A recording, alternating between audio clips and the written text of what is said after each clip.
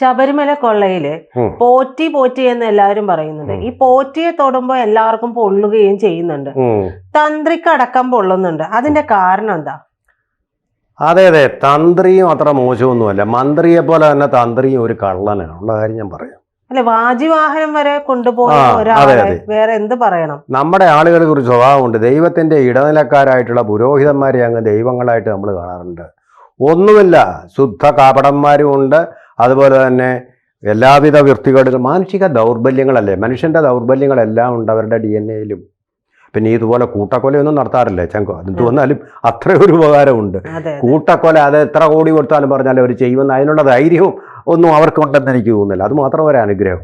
പക്ഷെ കള്ളത്തരത്തിന് കൂട്ടിയില്ല, അവരുടെ ദാരിദ്ര്യത്തിന് ചിലപ്പോൾ ദാരിദ്ര്യം കൊണ്ടാണെങ്കിൽ നമുക്ക് സഹിക്കാം, തുലാഭാരത്തിലെ പോലെ ആ മധുവിനെ പോലെ ദാരിദ്ര്യം കൊണ്ട്. പക്ഷേ പലരും, എനിക്ക് തോന്നുന്നത് ചെങ്ങന്നൂർ തന്ത്രി മൺ കുടുംബമാണല്ലോ ഇവര്, താഴമൺ കുടുംബത്തിലെ ആണല്ലോ, അവർ നല്ല പണമുള്ള ആൾക്കാരാണെന്നാണ് ഞാൻ മനസ്സിലാക്കുന്നത്. ആ രാഹുൽ ഈശ്വറും ഒക്കെ ആ കുടുംബത്തിൽപ്പെട്ട ആൾക്കാരാണ്. രാഹുൽ ഈശ്വറിനൊക്കെ എനിക്ക് നേരിട്ട് അറിയാം. അദ്ദേഹത്തിന് യാതൊരു ദൈന്യവും ദാരിദ്ര്യവും ഒന്നും ഇല്ലാത്ത ഒരു കുടുംബമാണ് എന്നെനിക്കറിയാം. തൊട്ടടുത്തറിയാം, അദ്ദേഹം താമസിക്കുന്ന അദ്ദേഹത്തെ വീടും ഒക്കെ അറിയാം. അപ്പോൾ അങ്ങനെ തീരെ മോശക്കാരൊന്നുമല്ല. ലണ്ടൻ സ്കൂൾ ഓഫ് ഇക്കണോമിക്സിൽ പോയി ലണ്ടൻ സ്കൂളിൽ പോയി പഠിച്ച ആളുമൊക്കെയാണ് അദ്ദേഹം. അപ്പോൾ അതുകൊണ്ട് സാമ്പത്തികമായിട്ട് പിന്നോക്കം നിൽക്കുന്നവരാണെങ്കിൽ സർക്കാർ സ്കൂളിലല്ലേ പഠിക്കൂ. അങ്ങനെയൊന്നുമില്ല, അവർ മോശവുമില്ല. പിന്നെ ഇവരെ ദൈവങ്ങളായിട്ട് അങ്ങ് ഒരുപാട് ആരോപണങ്ങൾ കുടുംബത്തിനകത്ത് കലകമുണ്ട്. അപ്പോൾ മാനുഷികമായിട്ട് എല്ലാ വീടുകളിലും സംഭവിക്കുന്ന എല്ലാ കാര്യങ്ങളും അവിടെയും സംഭവിക്കും എന്ന് മാത്രമല്ല, മുഖ്യമന്ത്രി പിണറായി വിജയനല്ലേ അവിടെ നൈഷ്ഠിക ബ്രഹ്മചാരിയായിട്ടിരിക്കുന്ന ശാസ്താവിന് കൂട്ടുനിൽക്കുന്ന അദ്ദേഹത്തിൻ്റെ എന്താ പറയുന്ന അദ്ദേഹത്തിൻ്റെ ഇടനിലക്കാരനായിട്ട് നിൽക്കുന്ന തന്ത്രിക്ക് പരസ്ത്രീ സംഗമം ഉണ്ടായിരുന്നു പരസ്യമായിട്ട് പറഞ്ഞത്. അദ്ദേഹത്തെ കൊണ്ട് തന്നെയാണല്ലോ പിന്നെ ആഗോള സംഗമത്തിന് വിളക്ക് തെളിയിച്ചതും. അപ്പം എന്തുമായിക്കോട്ടെ, ഇത് അവരുടെ സ്വകാര്യത. നമ്മൾ അവരെ ദൈവങ്ങളായിട്ട് കണക്കാക്കുന്ന പരിപാടി അങ്ങ് നിർത്തണം. പണ്ടേ പറഞ്ഞിട്ടുള്ള കാര്യം, ഇവർക്ക് ദക്ഷിണ കൊടുക്കുന്നുണ്ട്. എന്തിനാ ഇവർക്ക് ദക്ഷിണ കൊടുക്കുന്നത്? നമ്മൾ കാണിക്കുകയാണെങ്കിൽ കാണിക്ക മണ്ഡപത്തിൽ അർപ്പിക്കണം. അത് നിങ്ങൾ വിചാരിക്കരുത് ദൈവത്തിന് വേണ്ടിയിട്ട് അങ്ങ് പോകുന്നത്. ദൈവത്തിന് കൈക്കൂലിയുടെ ഒന്നും ആവശ്യമില്ല. നിങ്ങളുടെ ഈ പണത്തിൻ്റെ, നിങ്ങളുടെ ആനയായാലും ശരി, എന്ത് വേണമെങ്കിലും അതിൻ്റെ ഒന്നും ആവശ്യം ദൈവത്തിനുണ്ടോ? ദൈവത്തിനില്ലാത്ത എന്താ നിങ്ങൾക്കുള്ളത്? അക്കിത്തം പറഞ്ഞതുപോലെ തന്നെ എൻ്റെ ഈ കൊമ്പനാനകൾ ഈ ലോകത്തുള്ളതൊന്നും നമ്മുടെ അല്ല, എല്ലാം ദൈവത്തിൻ്റെയാണ്. അത് വെച്ച് അനുഭവിക്കുന്നവരാണ് നമ്മൾ. പിന്നെ ദൈവത്തിന് കൊടുക്കുന്നതിൽ എന്ത് നിരർത്ഥകതയാതുള്ളത്?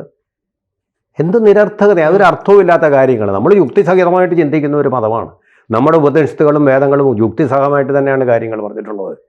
അല്ലാതെ ചുമ്മാ നമ്മൾ ആരെങ്കിലും പറയുന്നത് കേട്ട് അവിടെ പോയി കാണിക്കിട്ട് മാറുമെന്ന് പറയുന്നത് അന്ധവിശ്വാസമായിട്ട് കണക്കാക്കപ്പെടും. ചില മതങ്ങളുടെ അന്ധവിശ്വാസങ്ങൾ അപകടകരമാണ്. ഇത് അപകടകരമല്ല എന്നൊരു ഗുണമുണ്ട് അവിടെ. അന്യ മതത്തിൽപ്പെട്ടവനെ കൊന്നു കഴിഞ്ഞാൽ നിങ്ങൾക്ക് സ്വർഗത്തിൽ പോകാമെന്നുള്ള വിശ്വാസങ്ങളൊന്നും പടർന്നു വന്നിച്ചിട്ടില്ല. അതുകൊണ്ടാണ് അന്യമതങ്ങളെ നമ്മുടെ മതങ്ങളെ പോലെ നമ്മൾ സ്നേഹിക്കുന്നത്. അയൽക്കാരനെ നമ്മളെ പോലെ നമ്മൾ സ്നേഹിക്കുന്ന ഒരു സംസ്കാരം നമുക്കുണ്ടായത്. ഇന്ത്യക്കാർക്കെല്ലാം ഉണ്ടാവേണ്ട ഒരു സംസ്കാരമാണത്. അതിരിക്കട്ടെ, നമ്മുടെ വിഷയം അതല്ലല്ലോ. നമ്മൾ ഇതുവരെയും പറഞ്ഞുകൊണ്ടിരുന്നത് ജനങ്ങളോട് മാപ്പ് ചോദിക്കണം. ഇതുവരെയും മാധ്യമങ്ങളെല്ലാം പറഞ്ഞുകൊണ്ടിരുന്നത് കീഴ്ശാന്തിയാണ്. പാവപ്പെട്ട കീഴ്ശാന്തി ക്ലാസ് 4 ജീവനക്കാരനാണ്. പ്യൂണിൻ്റെ ശമ്പളമേ കിട്ടത്തുള്ളൂ. ദേവസ്വം ബോർഡിൽ നിന്ന് അദ്ദേഹം നിത്യ ജീവിതത്തിന് വേണ്ടിയിട്ട് ഒരു സംവിധാനമായിട്ട് കണക്കാക്കുന്നതാണ് ഈ കീഴ്ശാന്തി എന്നൊക്കെ പറയുന്നവരുടെ ശമ്പളവും. പിന്നെ ദക്ഷിണ കിട്ടിയാതെ എക്സ്ട്രായാണ്. ഇത് മണ്ഡലകാലത്തും മകരവിളക്ക് കാലത്തുമേ കിട്ടുകയുള്ളൂ എന്നാണ് എൻ്റെ അറിവ്. അപ്പോൾ അവർ ഇവിടെ വന്ന് പരികർമ്മിയെ നിയമിച്ചതാണിത്. കീഴ്ശാന്തി വന്നിട്ട് ആണ് ഉണ്ണികൃഷ്ണൻ പോറ്റിയെ നിയമിച്ചതെന്നായിരുന്നു. അല്ല, ദേവസ്വം ബോർഡിൻ്റെ നിയമനമല്ലത് ആണെന്നായിരുന്നു നമ്മുടെ ധാരണ. നമ്മളത് പറയുകയും ചെയ്തു. കീഴ്ശാന്തിയോട് നമ്മൾ മാപ്പ് ചോദിക്കണം. തെറ്റായിപ്പോയി. തെറ്റിന് ദൈവം പോലും നമ്മളോട് പൊറുക്കുകയില്ല. കാരണം നിത്യ പട്ടിണിക്കാരായിട്ടുള്ള എത്രയോ ശാന്തിക്കാരെ എനിക്കറിയാം. കീഴ്ശാന്തി എന്നൊക്കെ പറഞ്ഞൊരു ഗതികെട്ടിട്ടുള്ള നമ്മൾ കണ്ടിട്ടില്ലേ? നമ്മൾ ആ നിർമാല്യ സിനിമയിൽ കണ്ടിട്ടില്ലേ? ചങ്ക് പൊട്ടിക്കുന്ന ദൈന്യം.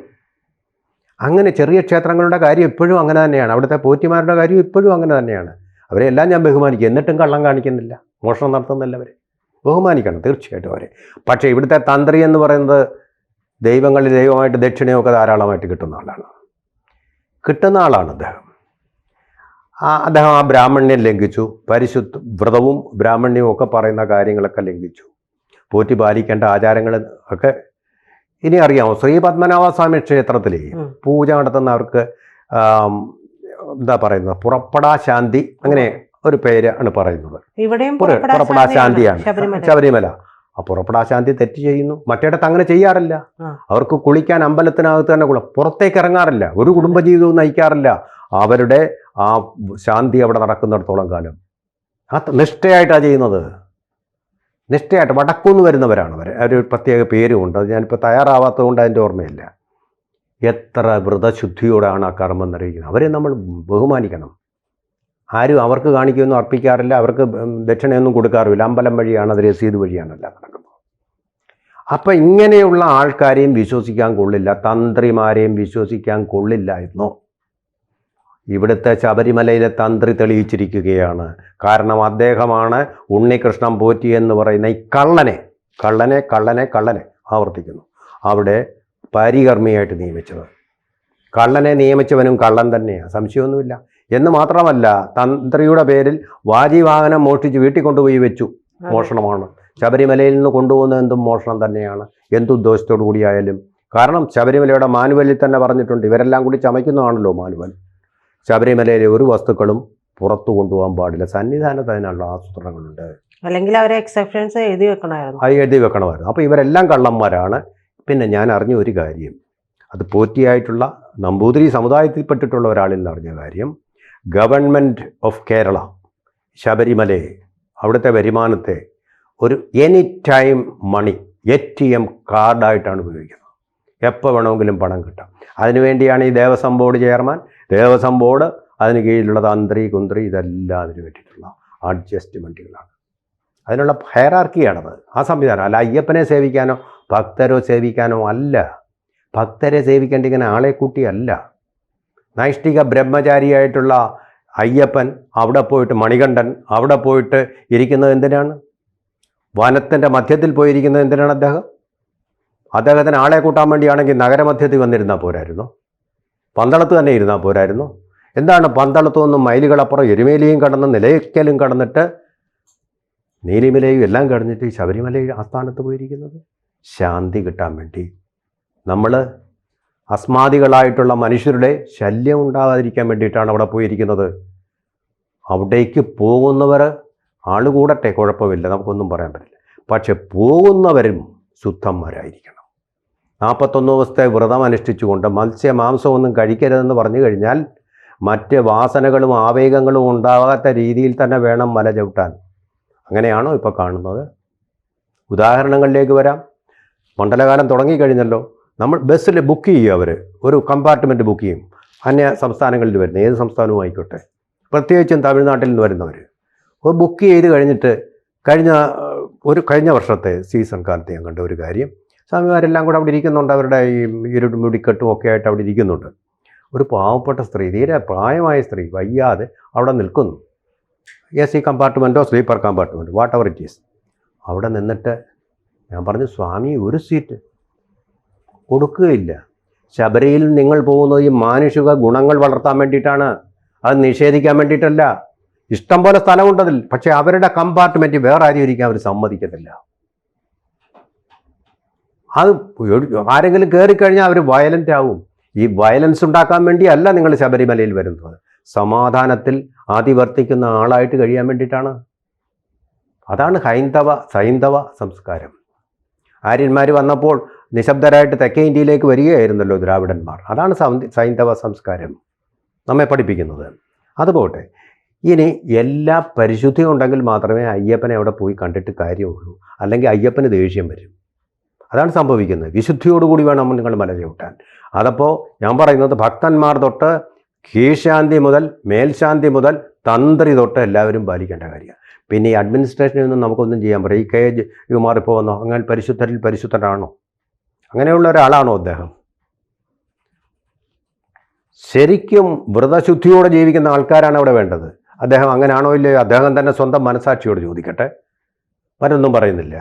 ആരെയും ഞാൻ പിന്നെ ഒരു തരത്തിലുള്ള ആരോപണങ്ങൾക്കും വിധേയമാക്കുന്നുമില്ല. പക്ഷേ അങ്ങനെയല്ല അവിടുത്തെ സംവിധാനങ്ങളും ശുദ്ധിയും സംസ്കാരവും മനസംസ്കാരവും എല്ലാം ചേർന്ന ഒന്നാണ് വേണ്ടത്. അവിടെ തന്ത്രി വരെ ആശാമ്പിച്ച പിന്നെ എത്തമുണ്ടോ? പിന്നെ മന്ത്രിമാർ കൊള്ള ചെയ്യുന്നതിന് കുറ്റം പറയാൻ പറ്റുമോ? അപ്പം നമ്മളിവിടെ ചെയ്യേണ്ടത് നമ്മുടെ ആൾക്കാർ. ഞാൻ കണ്ടു, ഇപ്പോൾ ആൽത്തറ ക്ഷേത്രം എന്നും പറഞ്ഞൊരു ക്ഷേത്രമുണ്ട്. അവിടെ ശാന്തി ചെയ്യുന്ന ആൾ, ഇത് എക്സെപ്ഷൻസ് ആയിരിക്കാം, ഇപ്പുറത്തോട്ട് മാറി വന്നിട്ട് ഒരു മറവിന് നിന്നുകൊണ്ട് ഒരു ഇടത്തോട് അവിടെ നിന്നുകൊണ്ട് സിഗരറ്റ് വലിച്ചുകൊണ്ടിരിക്കുക. അയാൾ അവിടെ ശാന്തി നടത്തുന്നതിനിടയിൽ, പൂജകൾ നടത്തുന്നതിനിടയിൽ ഇടവേളയിൽ അപ്പോൾ ഒളിച്ചു നിന്ന് ഇത് ചെയ്യാം. അങ്ങനെ ഒളിവിലും തെളിവിലും ഒന്നും തെറ്റുകൾ ചെയ്യാൻ പാടില്ലാത്ത ആളുകളായിരിക്കണം ശാന്തിമാർ, ശബരിമല ഭക്തന്മാർ. എങ്കിൽ മാത്രമേ ഈ തത്വമസി എന്ന് പറയുന്ന തത്വം അവിടെ ഉണ്ടാവും. കള്ളന്മാരായിട്ടുള്ള ദേവസ്വം ബോർഡുകാരെ ആരും അവിടെ കാൽനട ചവിട്ടാതിരുന്നാൽ അത്രയും ശുദ്ധമാവും ഇടം. അതുകൊണ്ട് ഇപ്പം ചെയ്യേണ്ട കാര്യം എന്താ? ഇപ്പം ED രംഗത്തെത്തിയിട്ടുണ്ട്. അഴിമതിയുടെ കർപ്പൂരമലകൾ അവിടെ കത്തിക്കൊണ്ടിരിക്കുന്നുണ്ട്. വേണ്ടത് ഇതിൻ്റെ ആ സിസ്റ്റമിക്കായിട്ടുള്ള ചേഞ്ചാണ്. ആ സിസ്റ്റമിക്കായിട്ടുള്ള ചേഞ്ച് എന്ന് പറയുന്നത് കേന്ദ്രം തന്നെ ഇതിനെ ഏറ്റെടുക്കുക. ആ കേന്ദ്രം അനാവശ്യമായിട്ട് ഇടപെടാതെ അവിടെ ഒരു ട്രസ്റ്റാക്കി മാറ്റുക. തിരുപ്പതി തിരുമല ദേവസ്ഥാനം മാതൃകയിലുള്ള ഒരു ഭരണസമിതി, IAS ചേർത്ത്, IAS ശുദ്ധന്മാരല്ല, അവരിലെ ശുദ്ധന്മാരും വിശ്വാസികളെയും മാത്രം തിരഞ്ഞെടുത്തുകൊണ്ടുള്ള ഒരു ഉപാധിയാക്കി മാറ്റാൻ കേന്ദ്രത്തിന് കഴിവുണ്ട്. ആ കഴിവ് അവർ ഉപയോഗിക്കേണ്ട സമയമായിരിക്കുന്നുവെന്നാണ് അയ്യപ്പൻ പറയുന്നത്, എന്നാണ് എൻ്റെ മനസ്സ് പറയുന്നത്. കൂടുതൽ വാർത്തകളും വിശേഷങ്ങളും നിങ്ങളിലേക്ക് എത്താൻ ABC മലയാളം സബ്സ്ക്രൈബ് ചെയ്യുക, ബെൽ ബട്ടണും അമർത്തുക.